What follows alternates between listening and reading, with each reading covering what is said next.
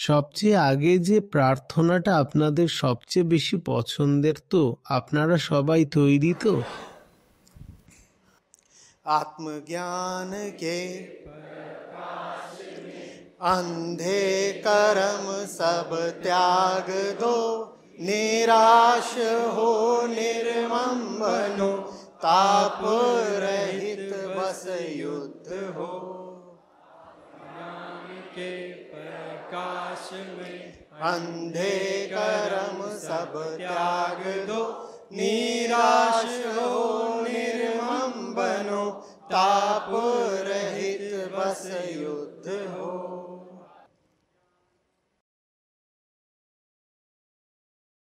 এখন দুটো করে শব্দ আমি বলবো। আমার বলার পর আপনারা পুনরাবৃত্তি করুন পুরো প্রাণ দিয়ে, পুরো নিষ্ঠা দিয়ে, শুধু একবার, শেষবারের মতো দুটো করে শব্দ।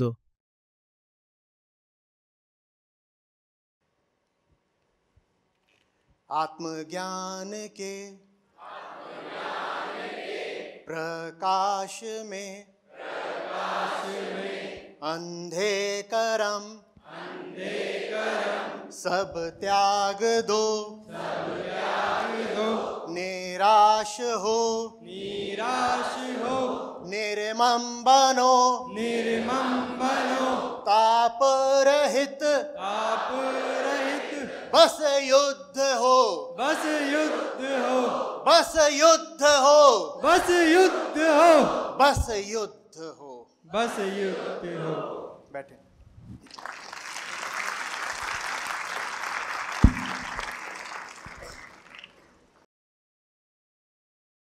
সবাইকে স্বাগত আর অনেক অনেক কৃতজ্ঞতা। এত দূর দূর থেকে আপনারা আসছেন। আমি আপনাদের কথা দেখছিলাম, পড়ছিলাম, শুনছিলাম। খুব কৃতজ্ঞ অনুভব করছিলাম, একটা অনুভূতির ঢেউ উঠছিল। সংস্থা নিজের তরফ থেকে যতটা সম্ভব চেষ্টা করেছে, আপনারা এসেছেন আর আপনাদের জন্য যেন এখানে সর্বোচ্চ আনন্দ ও শিক্ষণ হয়। দেখি কেমন চলে। কথোপকথনটা শুরু করি, মাঝে মাঝে সেগুলোও চলতে থাকবে, যেটা আমার আসার আগে আধা ঘন্টা পৌনে 1 ঘন্টা ধরে হচ্ছিল। ঠিক আছে, বলুন, সবার আগে কার সাথে কথা বলা যেতে পারে? এখন পর্যন্ত সেশনগুলোতে আমরা যত কিছু শুনেছি, পড়েছি, শিখেছি, আর যেগুলো এখনও অস্পষ্ট বা অমীমাংসিত রয়ে গেছে, সেসব সম্পর্কেও আজ আমরা সবকিছু নিয়ে আলোচনা করব। আজ আমাদের কাছে যথেষ্ট সময় আছে, চলো শুরু করা যাক। নমস্কার স্যার, আজকের প্রথম প্রশ্নটি সর্বেশ জির থেকে এসেছে। প্রণাম আচার্যজি।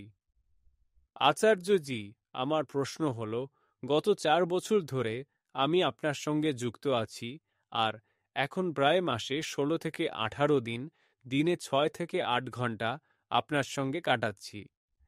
এখন আমরা যে শ্লোক থেকে শুরু করেছি, আত্মজ্ঞানের আলোতে অন্ধকর্ম সব ত্যাগ করো, তো গীতা দীপোৎসবে আমরা যেমন একত্রিত হয়েছি, এই গীতার কি সেই একই মানে যেটা আপনি আত্মজ্ঞান নিয়ে বলেন?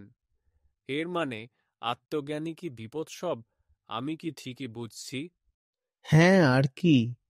একদম সাম্প্রতিক একটা সেশন ছিল যেখানে আমরা এই নিয়ে কথা বলেছিলাম যে বাইরে যদি 100টা সূর্য জ্বলে, তবুও তার চেয়ে অনেক বেশি মূল্যবান কি হয় ভেতরের একটা ছোট্ট দ্বীপ। বাইরে 100টা সূর্য যদি আলো ছড়ায়, তবুও তার চেয়ে অনেক বেশি দামি হয় ভেতরের একটা দ্বীপ। আর উৎসব, পার্বণ, যে কোনো রকমের সেলিব্রেশনের মানে আসলে এটাই যে ভেতরের দ্বীপটা জ্বলে উঠুক। আর এই দ্বীপ জ্বালানোর উপকরণ তো সবসময় আমাদের সবার মধ্যেই থাকে। মানুষ হিসেবে আমাদের মধ্যে দ্বীপও থাকে, তেলও থাকে, বাতিও থাকে, শুধু আগুনটাই থাকে না। সেই আগুনটা যদি একবার জ্বলে ওঠে, সেটাই আসল উৎসব। বাইরে যা কিছু করা হয় আদর্শভাবে বা সঠিকভাবে, সেটা ভেতরের সেই দ্বীপ জ্বলার প্রতিফলন হওয়া উচিত যে ভেতরে কিছু ঘটেছে। আর বাইরের জিনিসটাই প্রতিফলিত হচ্ছে, বা বাইরের জিনিসটা এমন একটা উপায় হওয়া উচিত যাতে আমরা বাইরের কিছু আলো দিয়ে ভিতরের আলোকে সম্ভব করতে পারি। বুঝতে পারছো তো কথাটা?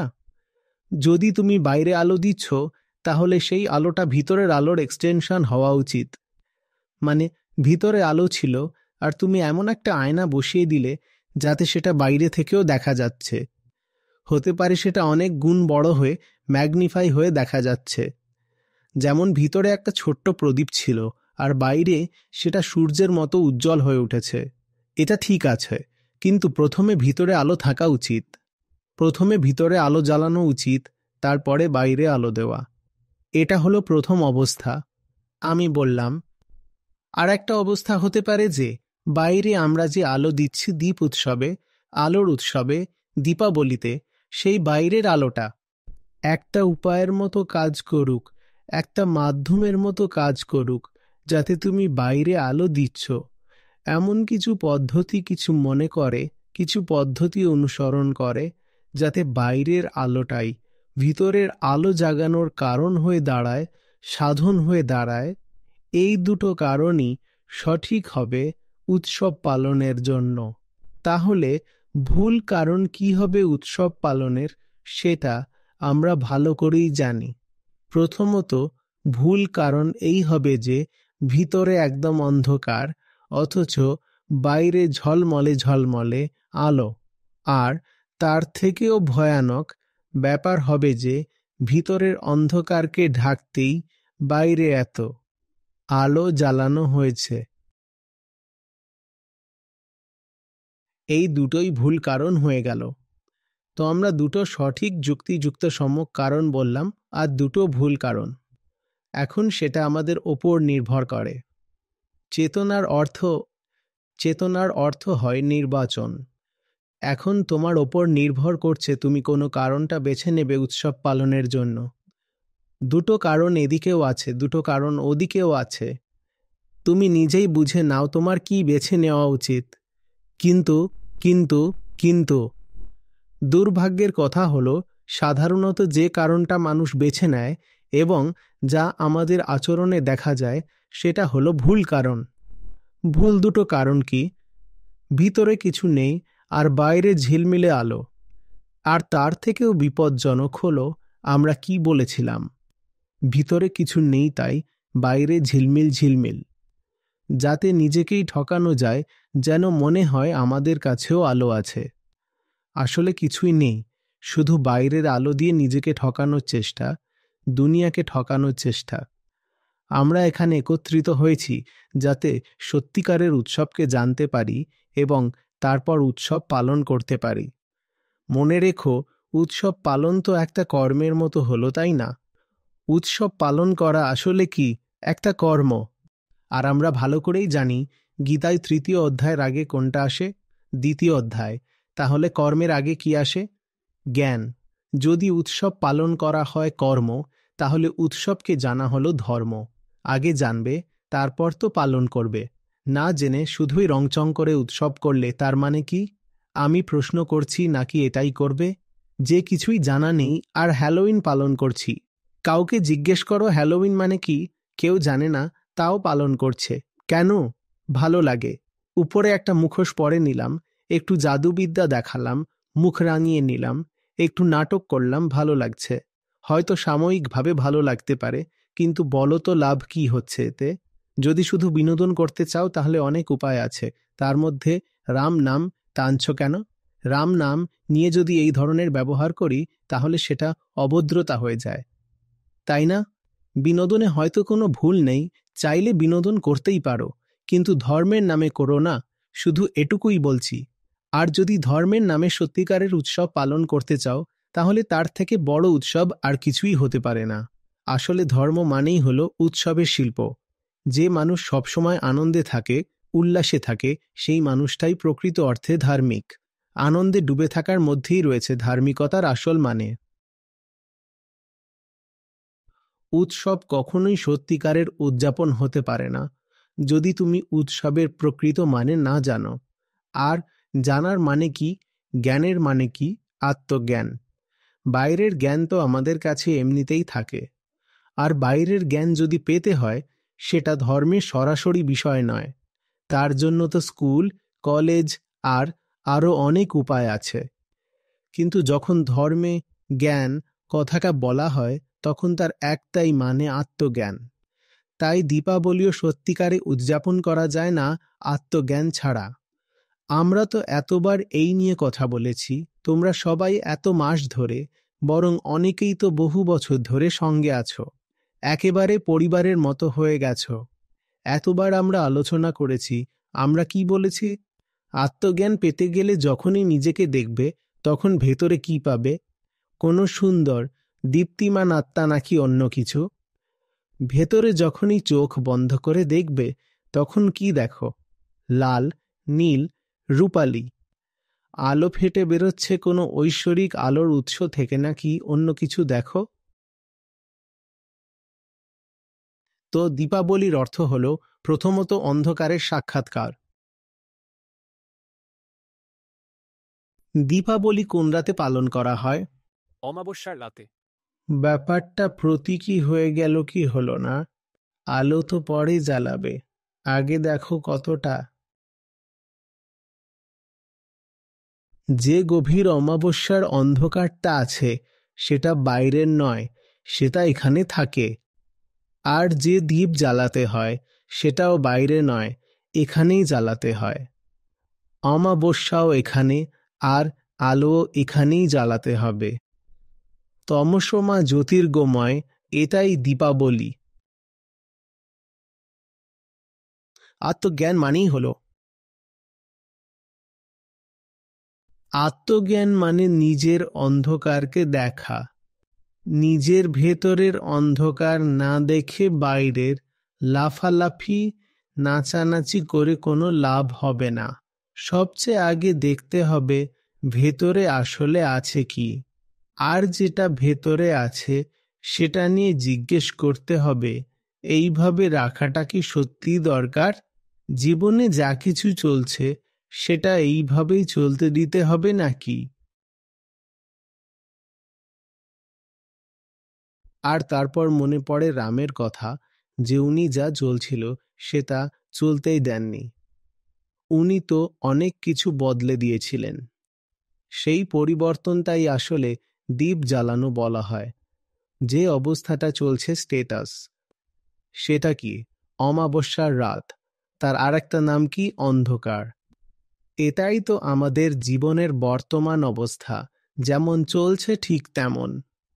আমাদের স্বাভাবিক অবস্থা, ওটাই কি বলা হয়? অন্ধকার।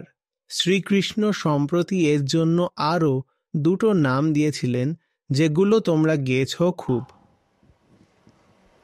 अंधकार में, अहंकार में, अज्ञान में।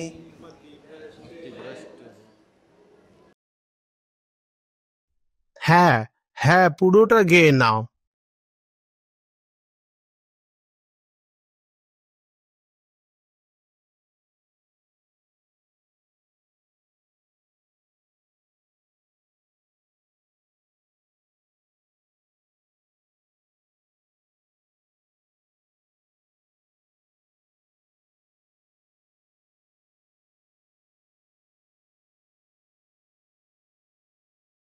তাহলে এখানে অন্ধকার কিসের প্রতীক?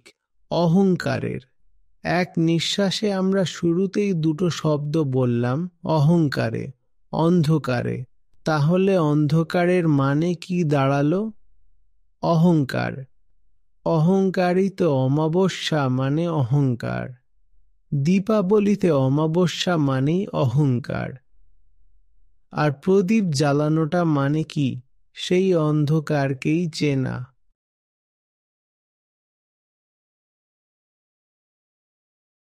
অজ্ঞান কাটানোর জন্য কোনো কাজই যথেষ্ট নয়। অজ্ঞান মানে তো অজানা, আর যদি আমি জেনে ফেলি তাহলে অজ্ঞান তো কেটে গেল। অজ্ঞান কাটানোর একমাত্র উপায়ই হলো জানা। তাহলে দীপাবলি পালনের সঠিক উপায় কি? কৃষ্ণের মতে সঠিক উপায় কি? রামের মতে সঠিক উপায় কি? আগে বোঝো তোমার ভিতরে কতটা ঘন অন্ধকার আছে, তারপর বলো এই দীপাবলিতে সেটা একটু হলেও কমাবো। কিছু এইবার, কিছু পরের বার। দীপাবলি থেকে দীপাবলি করে জীবন কেন বারবার আমাদের দেওয়া হচ্ছে? 60 বছর 80 বছর ধরে যতগুলো দীপাবলি আমরা পাব, সেই কারণেই তো পাচ্ছি, তাই না? না হলে এই জীবন। উপনিষদ অনুরোধ করে, প্রার্থনা করে, বলে আমাদের যেন 100 বছরের আয়ু দেওয়া হয়। কেন চাইছে তারা 100 বছরের আয়ু? মজা করার জন্য, ভোগ করার জন্য? কেন চাইছে? তারা চাইছে কারণ অন্ধকার এতটাই ঘন যে 100টা দ্বীপ জ্বালাতে হবে। একটা প্রদীপ ভালো শুরু করার জন্য, কিন্তু আমাকে 100টা প্রদীপ জ্বালাতে হবে। অন্ধকার খুব বেশি। বুঝতে পারছো কথাটা? তাহলে দীপাবলির মানে হলো আত্ম অনুসন্ধান, আত্মমন্থন, শান্তভাবে বসা, নিজেকে দেখা, নিজের সিদ্ধান্তগুলোকে দেখা, সম্পর্কগুলোকে দেখা, কর্মগুলোকে, চিন্তাগুলোকে, অনুভূতিগুলোকে দেখা। কোন কোন ব্যাপারগুলো নিয়ে এখনো ভবিষ্যতের ওপর ভরসা আছে? কোন পুরনো আগুনে আজও পুড়ছো আর ভবিষ্যৎকেও ছাই করে দিতে চাইছো? কার সাথে এখনো বদলা পুরো হয়নি? কোন ইচ্ছেটা আছে যেটাতে আগেও 10 বার ফেঁসে গেছো, হাত পা ভেঙেছো, আর এখনো আবার ফাঁসার জন্য ব্যাকুল হয়ে আছো? এইটাই হলো দীপাবলি উদযাপন করার আসল উপায়। আর যখন অন্ধকার কেটে যায় তখন তোমাদের মনে হতে পারে ব্যাপারটা খুব গম্ভীর হয়ে গেল। দীপাবলি কি এভাবেই পালন করতে হয়? তাহলে রকেট, ফুলঝুরি এসব কবে হবে? যখন অন্ধকার কেটে যায় তখন ভেতর থেকে এক অদ্ভুত আনন্দ আসে। মনে হয় যেন জেলের ভেতর ছিলাম আর কোনোভাবে বাইরে বেরিয়ে এসেছি। মনে হচ্ছে যেন ধোঁয়ায় ভরা একটা ঘরে ছিলাম আর কোনোভাবে যেন দরজাটা খুলে গেল। যেন খুব অসুস্থ ছিলাম, আর সেই অসুস্থতা কোনো মতে কেটে গেল।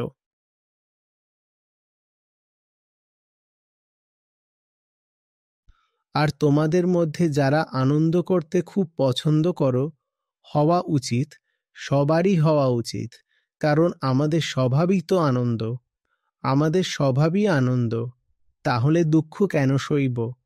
পুরো আধ্যাত্মিকতার উদ্দেশ্যই তো এই, যেন দুঃখ না সহ্য করতে হয়।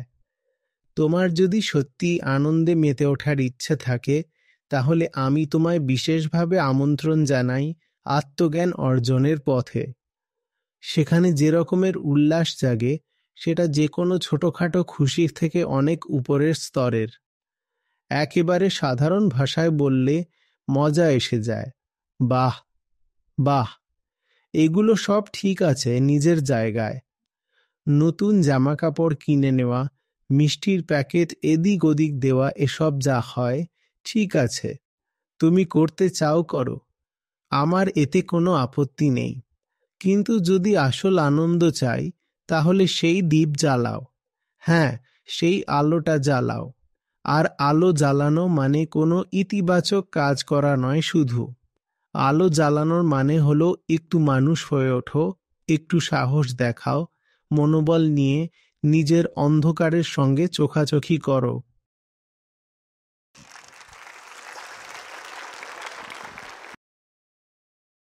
নিজেরই যে মুখটা দেখতে, নিজেরই যে রূপটা দেখতে অস্বস্তি লাগে, নিজের সম্পর্কে যেসব জিনিস মেনে নিতে চাও না, এবার বলো, আর না অনেক হয়েছে।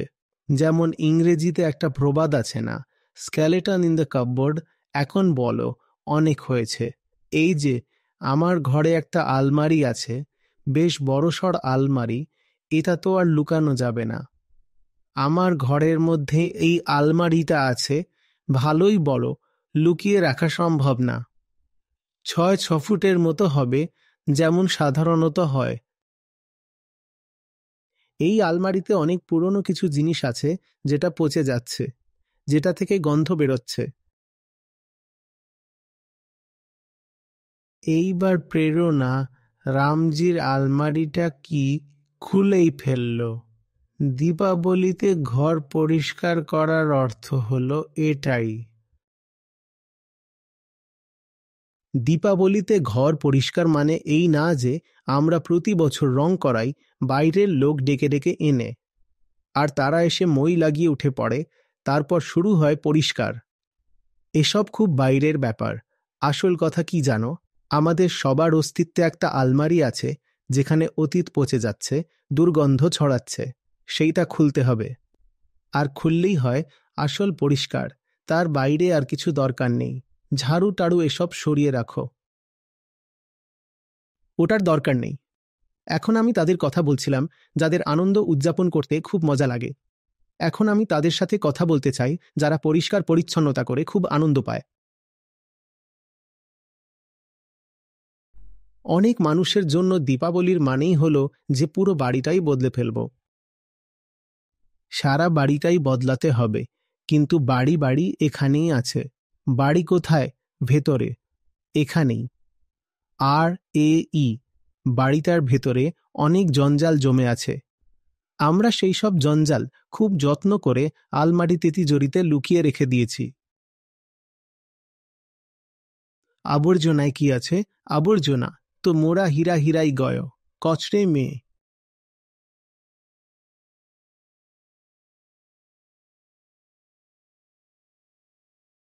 সবকিছু একে অপরের সাথে জড়িত। কি করব?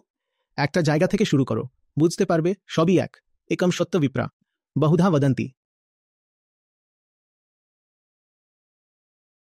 আরে বলল যে আরে গীতা দীপোৎসব হচ্ছে, তাই আচার্যজি শুধু গীতার লোকজনকেই ডাকুন। আমি বললাম বাকি যারা পড়াচ্ছেন তারাও তো গীতাই পড়াচ্ছেন। তোমার কি মনে হচ্ছে নাগার্জুন গীতার বাইরে কিছু বলছেন? বা বুদ্ধ, লাওৎসু বা সন্তবাণীতে গীতার অতিরিক্ত কিছু আছে? সবই তো গীতা। সবাইকে ডাকো, আসতে দাও।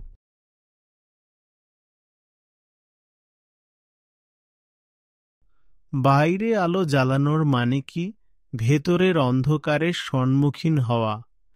বাইরে পরিষ্কার করার মানে কি? ভেতরের আবর্জনার সঙ্গে চোখাচোখি করা। বাইরে মিষ্টির মানে কি? বাইরের মিষ্টির মানে কি?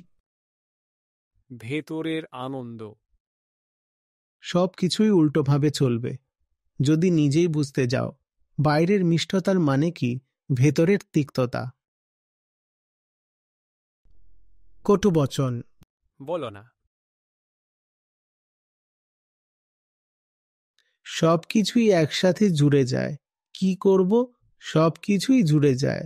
ভেতরে যে তিক্ততা থাকে, সেই তিক্ততা কখনো নিজের প্রতি হয় না। সেই তিক্ততা সবসময় কাদের প্রতি হয়? কার প্রতি হয়? আর এটা কি? আমরা তো একে মা বলি। তাকে কি বলি? আর সে কি কোনো উদ্দেশ্য নিয়ে চলে আপনাকে কষ্ট দেওয়ার?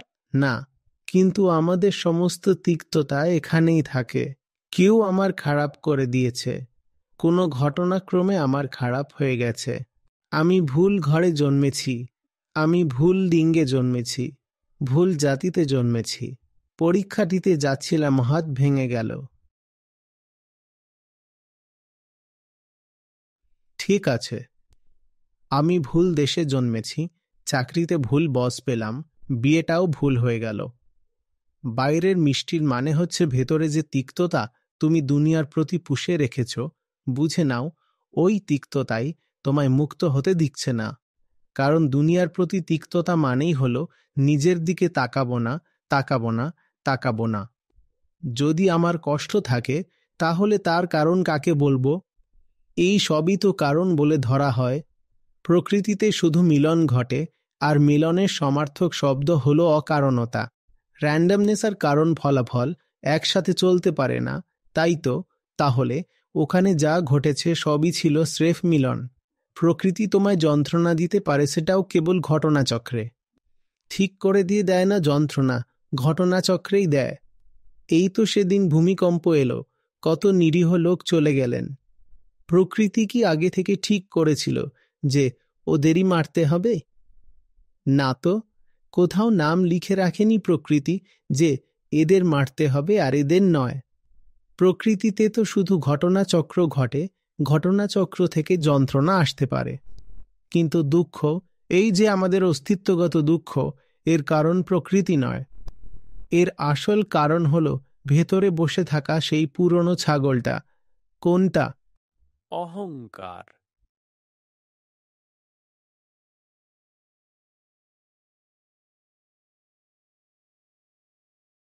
মিষ্টি বিতরণ মানে হচ্ছে ভেতরের যেই তিক্ততা আছে সেটা ছেড়ে দেওয়া। এই তিক্ততা যা তোমাকে কখনোই নিজেকে দেখতে দেয় না, সেই তিক্ততাকে বলতে হবে ঠিক আছে, অনেক হয়েছে আর না। তখনই তুমি বাইরে মিষ্টি বিলাতে পারো, নিশ্চিন্তে বিলাও। কিন্তু যদি ভেতরে তিক্ততা রেখে বাইরে মিষ্টি বিলাও তাহলে কিছুই হবে না, আর একটা দীপাবলি শুধু এমনি করেই বৃথা চলে যাবে। বুঝতে পারছো তো কথা? আমি তুমি যত কাজ করি সেই সব কাজের আসল মানে বুঝে নাও, তাহলেই জীবনের একটা মানে হবে। আর না হলে চলো এখন অন্যদের প্রশ্ন নেওয়া যাক, না হলে এই একটা বিষয় নিয়েই সারাদিন বলা যায়।